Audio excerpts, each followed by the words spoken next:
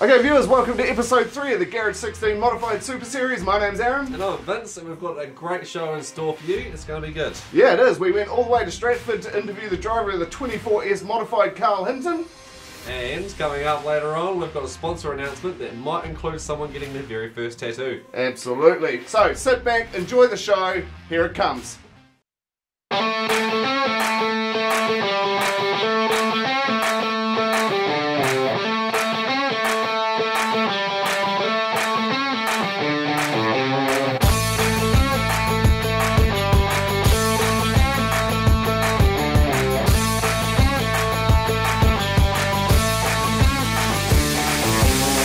Before we get into the show, you might remember from the last episode that we had a giveaway competition, and we're about to announce who the winner is. But before we announce who it is, what was on the line was the first opportunity for someone to get their hands on the new Modified Super Series t-shirt and beanie. And the winner is... So Darian, if you're watching, get in touch with us on Facebook, email, or contact us on our website, modifiedsuperseries.com. Let us know what your postal details are and we'll get that out to you right away. Sweet, and we've got lots more prizes coming up. Some of the ones we're going to be giving away before the competition starts, and some other bigger ones we're going to be giving away during the competition, and there's some pretty special ones involved in that. Pretty exciting stuff. Okay viewers, we headed off to Stratford to interview the driver of the 24S Modified, Carlos Hinton, aka Carlos. And there was a lot of stuff to take in. He's more than just what it seems, and it was extremely interesting. It was very, very interesting. So we've put together for you viewers a bit of an extended interview, and it extends a little bit beyond just Speedway. It's quite good. So enjoy, here it comes.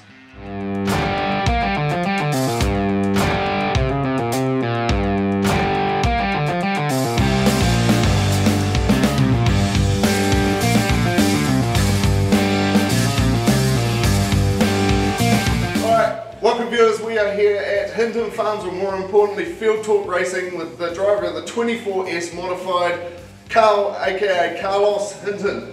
Thanks for coming. Thank you for having me. Magic. So we are in this awesome racing workshop here at Hinton Farms. This is where all the action happens in terms of getting the car ready, right? Yes, yep.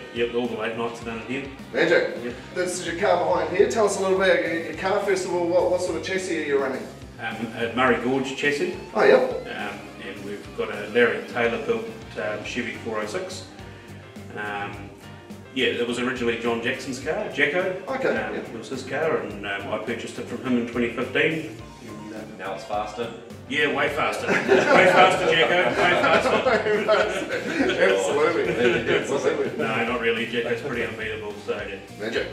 And obviously we've got a modified here, also got a saloon over there. I am picking that Speedway as something that's in your family. Yes, yeah. My dad started racing stock cars back when he was probably 18. Then we went into Mustangs, and Dad and my sister started racing Mustangs, and then Dad retired back in about 2012. We sold his Mustang, we kept Paula's Mustang, my sister's. Yep. And we raced that over my shoulder there, and and I've always watched modifieds, and then thought, we're gonna have a crack at it. For those who don't already know, Stratford is obviously your guys' track. It's only 3 or 4 minutes up the road for us, yep. So we don't have to travel far. Yep. It's a good track. We've got good people there, and we're very proud of it. So who do you reckon's better at Speedway, you or your sister Paula? Well, she was better, put it that way. Was she? Yeah. Until she stopped, or? Yeah, she had a bit of a break during the season, and I managed to get a bit of a jump on her, but no doubt she'll bounce back pretty quick. Yeah. Well, mind you, she kicked my ass in the last meeting. I got nowhere, and she won it. So. And the idea will be to get a Stratford guy winning the series. Yes, it'll be ultimate. Yeah. Okay, so to me this looks like the prize corner, mate. Yes. This is all the reward for all the effort. The one on the wall here is probably the most special one. That was the one I was telling you about. Century Family Farms Award. Yep. So we've got that one for life. Yep. Picked up this one this year. Sportsman of the Year for Stratford Speedway. Oh, nice. Yeah. These are my current ones, and then up there is a lot of mine, Paula's, mostly Dad's actually. Dad used to race off-roaders as well. Yep. Excellent. So Field Talk Racing, how does that get its name? Yeah, it's Field Talk is our company. So you're the manager of that? Yes, General manager? I'm general manager of our company. So you guys sell tractors, some pretty serious machinery? Yes, we do. Do you service them as well? Or? Yes, yep, we service them. We have a parts department as well. We have a team of about 25 people up there. And yeah, we started in 2006 and it was just me and Dad as mechanics. Both me and Dad are mechanics by trade. And yeah, we've grown it to that now. So technically you're a second generation racer, so yes. So your little girl growing up, is she going to be a third generation I hope racer? so, yeah. Absolutely. Yep. I've got a plan for her. She's got to be a race car driver and I want her to be an accountant. Oh, lovely. Yeah. I'm sick about accountants. She needs to be an accountant at Field Talk, so yeah. Absolutely. Yeah, She's all, yeah. it's all planned out there. Yeah. Yeah, it sounds like a pretty good plan Yes. to me. So. What Yep. else we got here? Are we going to address the elephant in the room? Don't talk about that. That's right. That! Alright, yeah, okay, alright. So that's a pretty nice sweet toy, but that's definitely not the largest thing in this room. There's something behind me which I'm pretty interested to hear about. Yep. Can you tell us a bit about what this thing is? Yep, so that's our hauler for our race cars. What sort of truck is it? It's a Volvo 520 iShift. Yep. So we've got Automatic or manual? automatic. Yeah, Yep. that's what the iShift means. Yeah, she's like driving a nice big automatic van. Really, it's just you pull out and pass cars up past the lanes of this thing. Wow. We don't have any weight in it, so Yeah. Yeah. It was built. We bought it as an ex-courier post truck, and yeah, my dad and a few other guys chipped away at it over a couple of years and built it into it's a fully self-contained motorhome in the front, which we can have a look through, and yeah, workshop in the back for the car. Dad sort of built it because Mum wasn't coming to Speedway as much anymore. Mum was starting to get a bit of, I suppose you'd call arthritis in the hands and all that sort of stuff. She hated the cold, and so he thought, Speedway was all about a family deal for us. It got the whole family involved, and it was something we could all do together on a Saturday night. And if Mum wasn't coming, it wasn't out the same with that here. Yep, yeah, that's right. Yeah. Yep. Unfortunately, Mum passed away February of this year, 2019, of bowel cancer, and yeah, that had nothing to do with the reason we built it. We built it a couple of years before she got diagnosed, but yeah, at least we had some good times in the truck with Mum, and yeah. So there's a little bit about the nuts and bolts. What we're going to do now is Carl's going to take us for a little bit of a tour around Hinton Farm and show us some of the cool stuff that they've got around here. Cool, be glad to.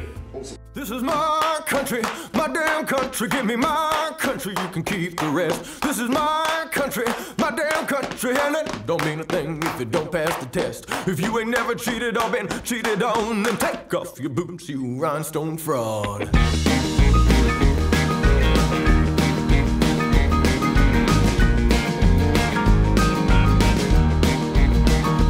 Farm was originally purchased in 1909 by my great-great-grandfather Jack Hinton. Yeah, this year we picked up the award for Century Family Farms. Yep, so Century Family Farms is an organisation run in New Zealand. They award that to anyone that's had a farm over 100 years in the family. It must be farmed for 100 years. You can't still own the farm and lease it out. If you lease it out, you've got to start again. Oh, yeah. So yeah, this has been farmed on the sort of By the Hintons for the whole 110 years. Yes. Through the neon lights, I need a bucket of beer and someone to fight. Don't call yourself country if your music is shitty, or this Carolina boy will take you down to Fifth City. You know who you are, I ain't gonna name names. Just keep your hands off my country and go back from where you came.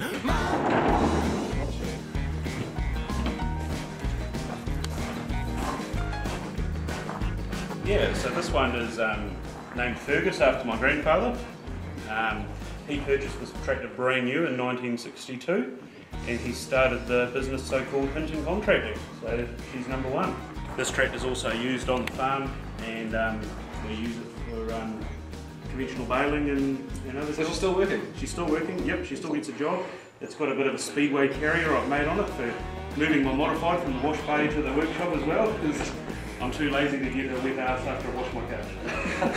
Robert is Granddad's brother, so Robert was the guy that was on the farm for 65 years, and this was his farm tractor off the farm here. So your day job is running the Field Talk, and that's obviously tractors and stuff. So it's not just a job for you. It looks like it's a bit of a passion by the sounds of it. Yep. No, we quite enjoy restoring our machinery, and we're very proud of our heritage on the farm here. So you got some restored tractors in store for us? Yes, yep, we can go to the other shed if you like. Excellent, let's have a look. Rightio. This one here is one of Carl Hinton's big sheds. There's some awesome stuff inside. I see in front of me, it looks like an army truck. Can you tell me a little bit about that one? Yeah, so that's a 1943 Ford flathead V8 army truck. It's a tip truck, it's in original condition. We bought that because my mum's father, he fought in World War II in Egypt, and this is what he did. He drove the Ford V8 flathead trucks, tippers delivering ammunitions and supplies through Egypt, through the desert. Yeah. And it still works? Yes, yep, you push a button, fire it up, and drive it up the road now.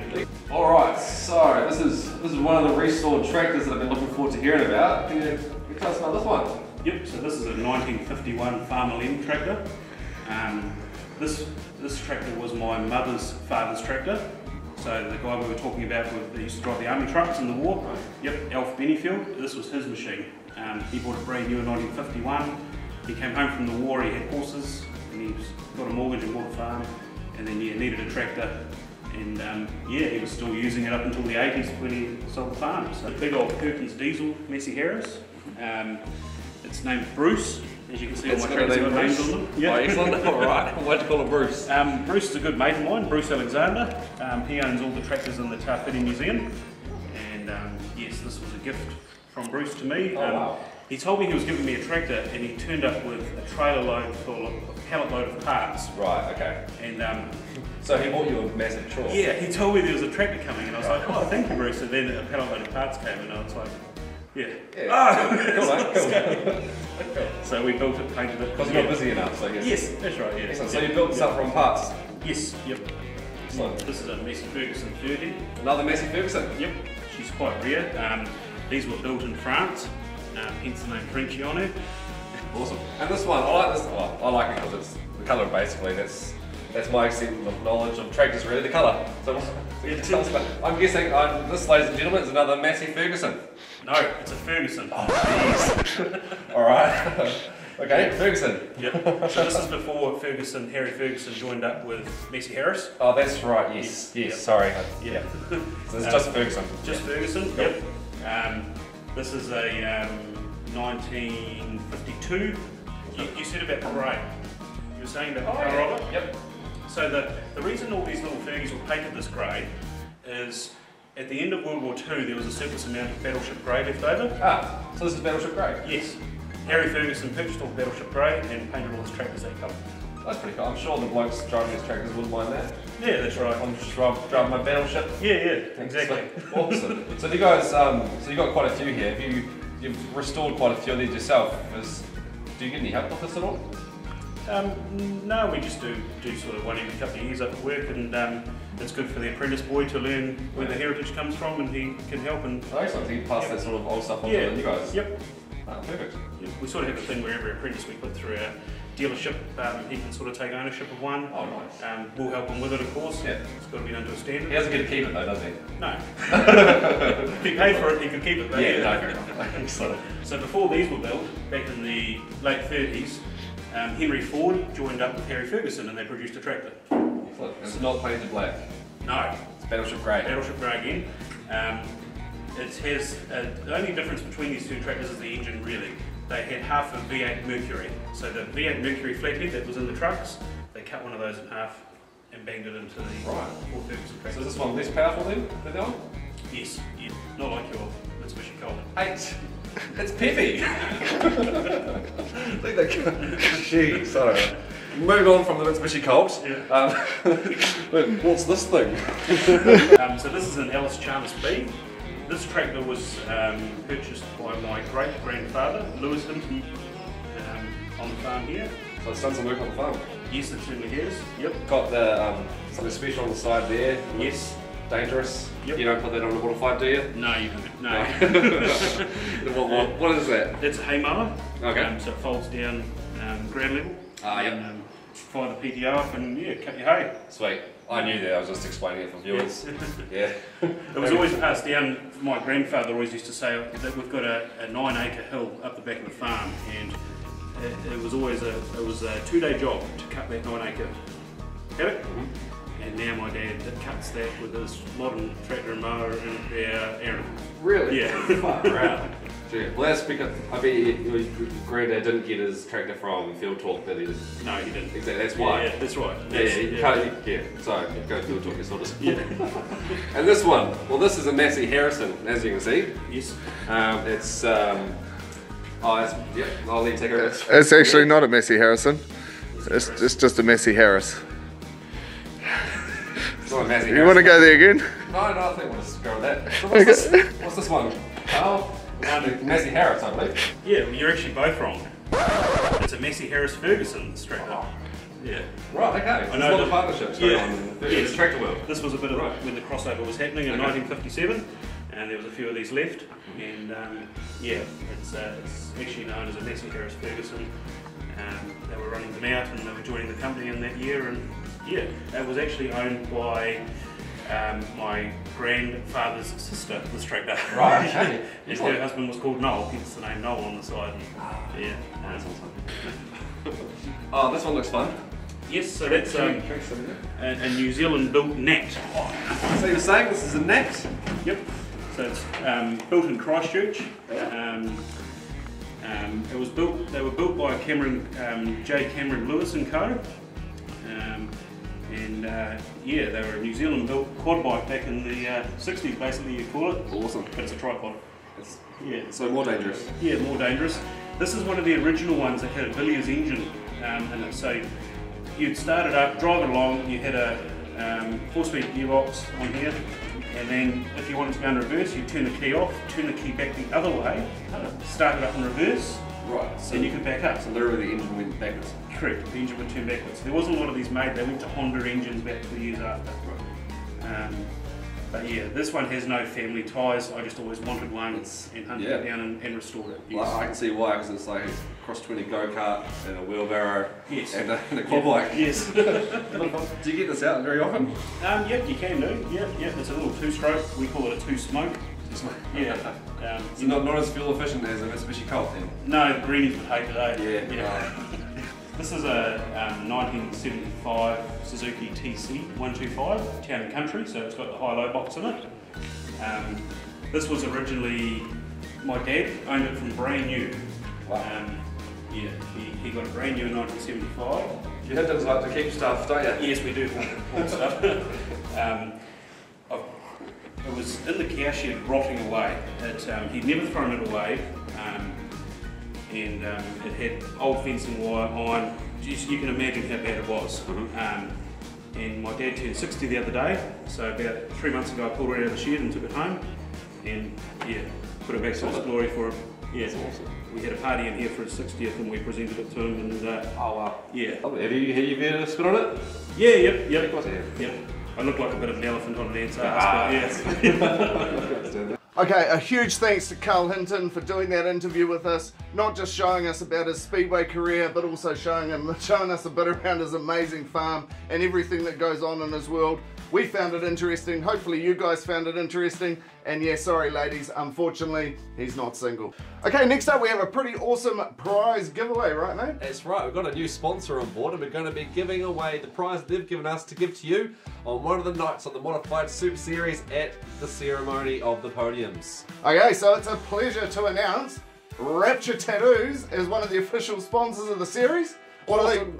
Absolutely awesome to have them on board. What they've given us to give to the fans is a $400 tattoo voucher. Now that's not just a small tattoo, that is a proper tattoo session, isn't it? Absolutely, mate. Okay, so we're not just going to send our viewers down to any tattoo shop and just hope that everything goes okay, right? No, definitely not. What we decided to do was one of us is going to go there and get a tattoo to see how good these guys really are. Absolutely. So, what's it going to be? The guy who's covered in tattoos, who would love another one, and would just be chomping at the bit to take up this opportunity. Or are we going to send the guy down there that's never had a tattoo before in his life and is just slightly scared of needles? Just a tiny bit. Okay, so I took one for the team by jumping in a 650 horsepower modified and racing around the track. Yep. So we decided that the man for this job was the man that has never had a tattoo before. Woohoo! Woohoo! Okay, you guys are going to love this. It's quite a bit of fun. I had fun filming it, I had fun watching it. Hopefully you guys do too.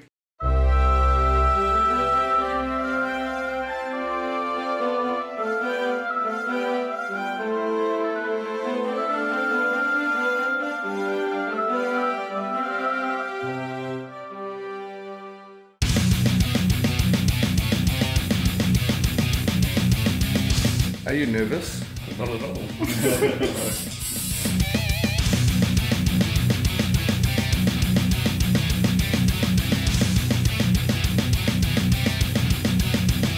Alright, so I tell everyone, if you feel you'll be fine, but if you do feel a little bit lightheaded or just a bit funny, always just tell me. Stop, have a break whenever you want. So, good. Alright, are you ready?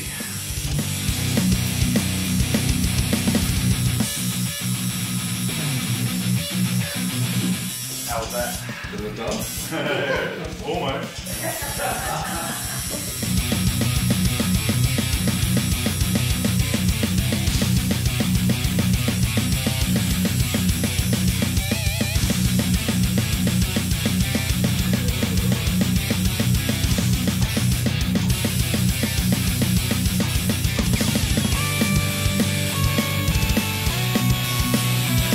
Outline done.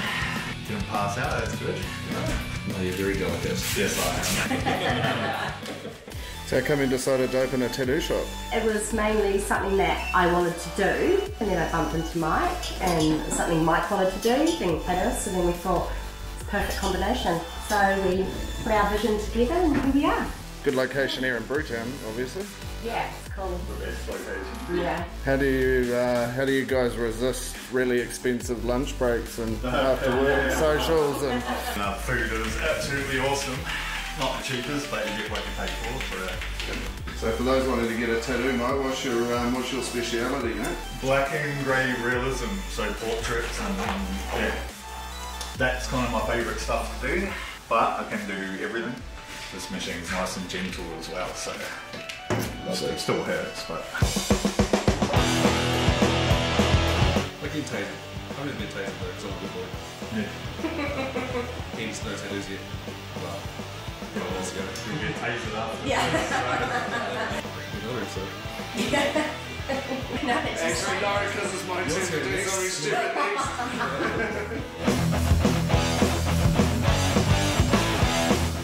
It's quite a cool design actually, I like it. Well done. Good logo. The design must be genius. Yeah, I'm guessing that was you. Yeah.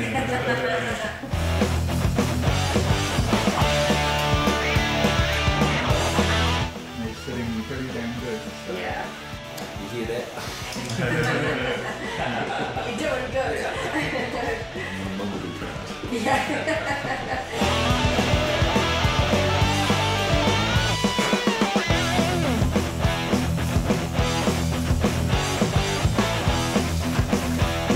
I had one girl was probably 3/4 of the way through her tattoo on her foot, and which is an extremely painful place. Yeah. And she was pretty close to wanting to walk out, but yeah, talked her through it and she did it. But that's probably the only time we've ever had someone pretty much go, no. So no pressure. Yeah.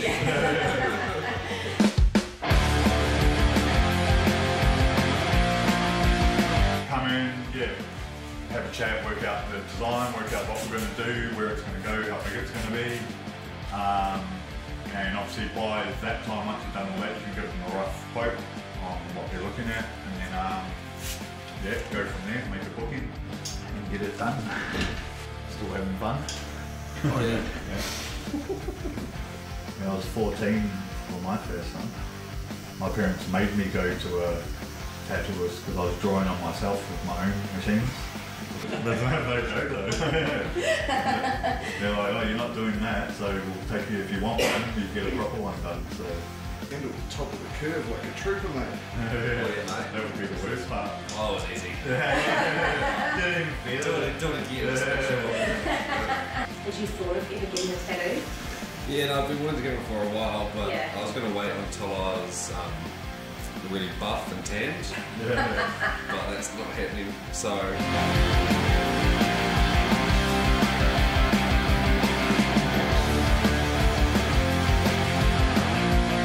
Man, that is wicked. Oh, that is so cool. I'll leave it at that because I don't want to overwork your skin either. Well done. Good for your first hat, so.